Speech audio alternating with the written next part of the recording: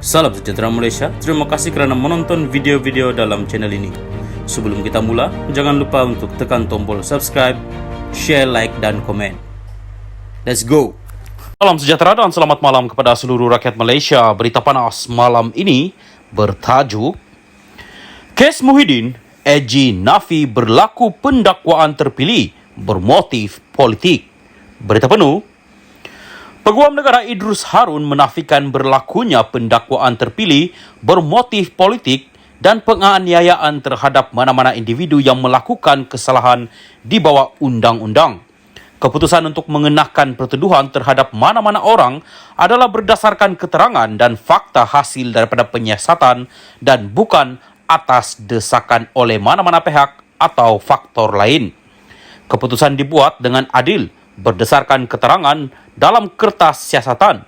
Tiada memihak kepada sesiapa berlandaskan teras integriti bagi memastikan mangsa, saksi tertuduh dan orang awam memperoleh keadilan yang sewajarnya selaras dengan bidang kuasa peguam negara yang diperuntukkan di bawah perkara 145-3 Perlembagaan Persekutuan, katanya pada satu kenyataan melalui Jabatan Peguam Negara hari ini. Peruntukan perlembagaan yang disebut kenyataan ini merujuk kuasa budi bicara Peguam Negara untuk membawa, menjalankan atau memberhentikan apa-apa prosiding mengenai suatu kesalahan selain daripada prosiding di Mahkamah Syariah. Kenyataan Idrus itu susulan tuduhan beberapa pemimpin kanan PN bahawa kerajaan menggunakan agensi penguatkuasaan untuk menyerang musuh politiknya. Pengurusi PN merangkap Presiden Bersatu Muhyiddin didakwa di mahkamah atas 4 pertuduhan salah guna kuasa dan 2 pertuduhan pengubahan wang haram awal hari ini. Bekas Ketua Penerangan Bersatu Wan Saiful Wanjan sebelum ini pula didakwa menerima rasuah RM6.9 juta dan meminta jumlah yang tidak ditentukan berhubung projek jalan raya RM232 juta ringgit yang dikaitkan dengan program itu. Salam sejahtera, berita seterusnya bertajuk Muhyiddin beri kata putus jawatan dalam Bersatu, PN lepas pendakwaan. Berita penuh, bekas Perdana Menteri Tan Sri Muhyiddin Yassin akan memutuskan sama ada melepaskan jawatan beliau sebagai Presiden Bersatu dan Pengurusi Perikatan Nasional PN selepas pendakwaan di mahkamah. Tunggulah, saya belum didakwa. Nanti kita akan buat keputusan dan kita akan umumkan, katanya kepada pemberita di luar Ibu Pejabat Suruhanjaya Pencegahan Rasuah Malaysia SPRM selepas memberi keterangan lebih 8 jam. Terdahulu, beliau tiba di Ibu Pejabat SPRM pada 11.15 pagi tadi untuk dirakam percakapan bagi melengkapkan proses siasatan akhir berhubung projek program Jana Ekonomi Pemerkasaan, kontraktor Bumi Putera Berwibawa Jana Wibawa dan isu berkaitan. Muhyiddin kemudian ditahan pada 1 tengah hari dan dibebaskan pada 8.20 malam tadi.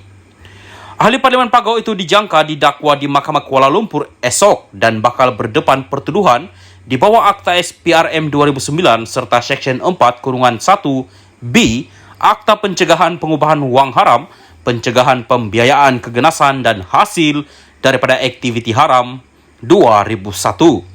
Sebelum ini, bekas Ketua Penerangan Bersatu Datuk Wan Saiful Wanjan melepaskan jawatan selepas didakwa meminta dan menerima rasuah berjumlah RM6.9 juta membabitkan projek Jana Wibawa bernilai RM232 juta pada tahun lepas. Bagaimanapun, beliau mengaku tidak bersalah. Muhyiddin juga berkata beliau bakal berdepan 7 pertuduhan berkaitan projek Jana Wibawa dan rayuan pembatalan cukai oleh ahli perniagaan Tan Sri Syahid Mokhtar Al-Bukhari. Beliau akan hadir ke Mahkamah Kuala Lumpur esok dan Mahkamah Shah Alam pada Isnin untuk menjawab kesemua pertuduhan terhadap dirinya. Saya menegaskan bahawa saya tidak bersalah dan saya akan jawab segala pertuduhan terhadap saya di mahkamah, katanya.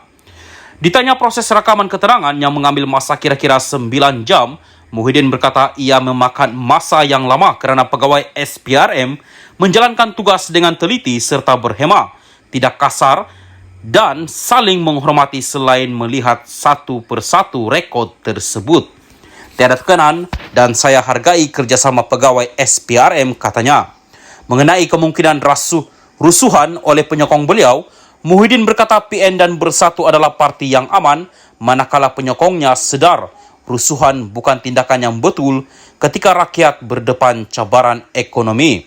Ia bukan tentang Muhyiddin, sebaliknya adalah tentang Bersatu dan PN. Mereka tahu bagaimana mahu menjaga security dan keselamatan rakyat, katanya lagi.